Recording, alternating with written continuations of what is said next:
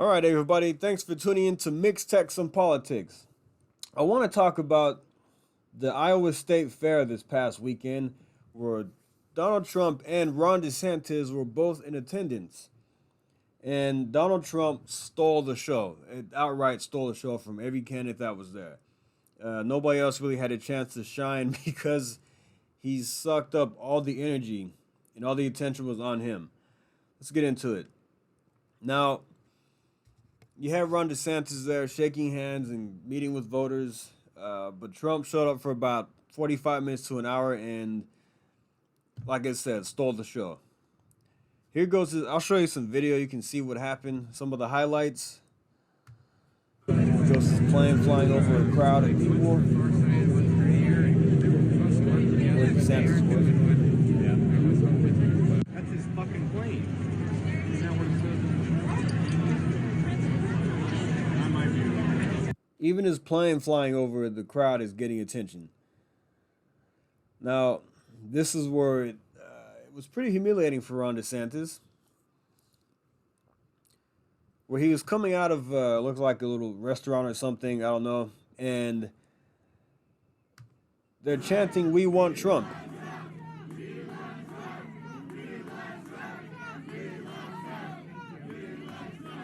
We want Trump.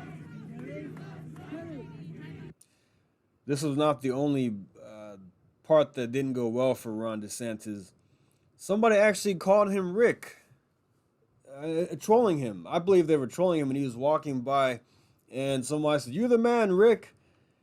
And then another part in the day when DeSantis was handing out eggs or something like that, and somebody yelled out, "I'm just here for the eggs," implying that they were not there to see Ron DeSantis. And as you see Trump, there's a massive crowd of people here waiting to see the former president.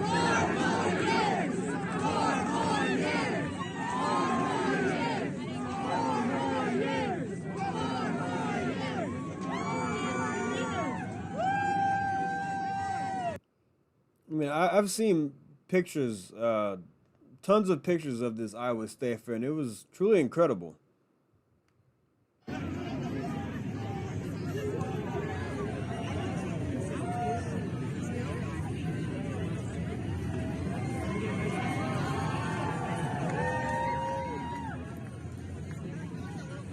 Hundreds, maybe thousands of people. Here's a good shot right here of him getting out of his motorcade.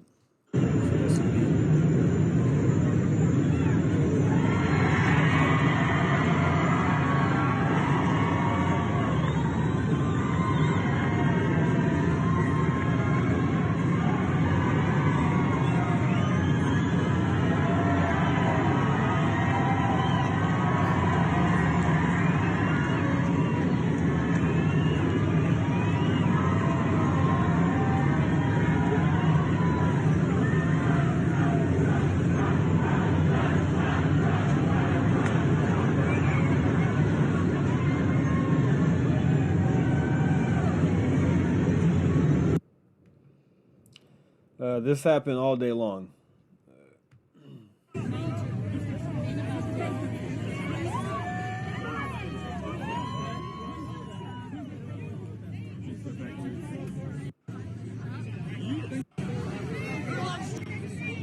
look at the crowd of people.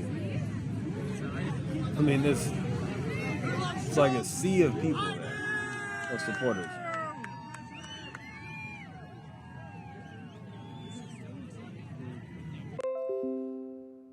Now, look, crowd size is not, of course, is not the only indicator of things. Just take a look at the polling data right now. As of today, Trump has a 39, just about a 40-point lead on Ron DeSantis in the polling aggregate on RCP. If you go to 538, it is almost the same.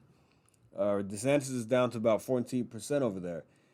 And a new state poll from New Hampshire came out today with DeSantis dropping to third with 8%, losing to Chris Christie, and Trump at 49%. Now, if you just look at the polling trends over the past several months, as you can see here, this gap is getting much wider between the two men and the rest of the field. You have Ramaswamy gaining some ground. Uh, Tim Scott is doing a little bit better. He's actually has a lot of money. He's has a pretty good message. With a lot of his message has been resonating with a lot of voters, but it won't be enough to capture the nomination. Now, like this article says here, GOP insiders fear voters will take their ball and go home if Trump loses the nomination. It talks about how Trump he has a lock on about 25 to 35% of the party base. And I think he's upwards of 40%. It could be anywhere from 25 to 45%. I think 25 to 35 is on the low end, but at the minimum, in my opinion, is about 35%. But it also says how the rural voters will likely stay home, and there's a good portion of the base who say it is Trump or bust. They won't even go to the polls. They won't even vote for a Republican if it's not Trump. Places like Ohio, rural Ohio, it's going to be tough to win if Trump is not in the ballot, because I know people myself who will not vote for anybody but Trump. And I think what happened in Iowa is a good indicator of what's going to happen in the midterms. And not in the midterms, but the the Republican primary. Because this guy literally sucks up all the energy from any other candidate. You had Ramaswamy there, who did okay. He did the "Lose Yourself" thing with the Eminem song. He rapped over it, or he rapped the Eminem song, which I don't really care. Eminem hates Republicans. He hates Trump. He's not really on our side. And I used to be a fan of Eminem. I still think he's a top 3 rapper of all time. Top 3, 5 at the minimum. At the max, whatever. But that's besides the point. That didn't really have an impact on me of him rapping to an Eminem song. I know we've seen politicians do things to kind of resonate, to kind of relate to people. We saw Bill Clinton do it with the saxophone, and I don't think it'll move the needle. It would just kind of, some people liked it, some people didn't. I didn't really care, and some people say, you know what? I don't care. It's Trump or bust. Rapping is not going to move the needle away from Trump in any kind of way. But DeSantis has faltered. His campaign has fallen flat. It has fallen short of what people thought it would be. We thought he was supposed to be the heir apparent to Trump. A lot of people said Trump without the baggage. And I've always been the Trump camp, regardless of what's happened. That's just me. I'm not going to try to tell you who to vote for, right? I mean, I can give you my opinion, but ultimately it's up to you. But if you saw what happened over the weekend in Iowa, I think it's pretty clear right now who is the presumptive nominee. And as far as the debate goes, he's going to announce it if he'll join it, if he'll participate or not. I thought he should have at one point. I think there are arguments to be made on both sides. One side tells me no, he shouldn't, because it's going to be a bunch of Republicans attacking him and the moderators. And then one side says he should, to it'll give him a lot of press, which he already gets in the first place.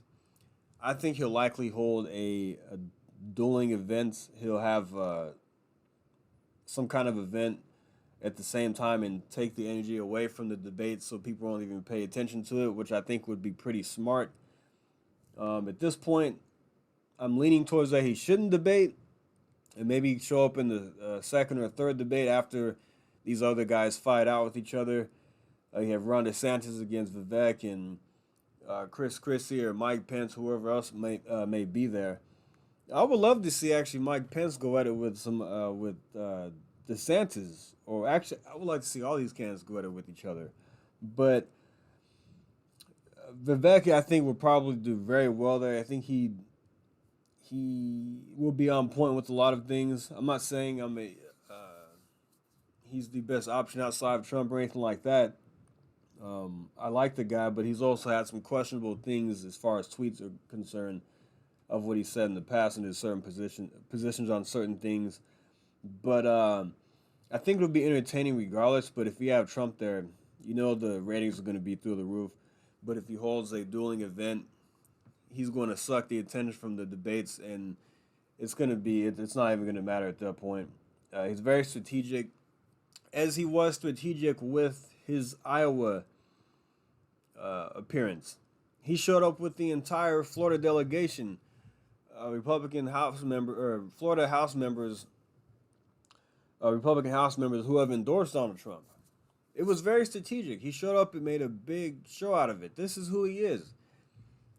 He showed up for about an hour, 45 minutes to an hour, because he was hosting a golfing event or something like that at Trump International is what I heard.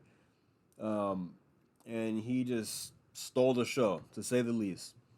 But that's my take on what happened. It was very interesting to see with these two men and other candidates there to show up on the same weekend, and you got a really good chance to see who has the momentum. And it is clear that it is Donald Trump. But all right, guys, thanks for listening.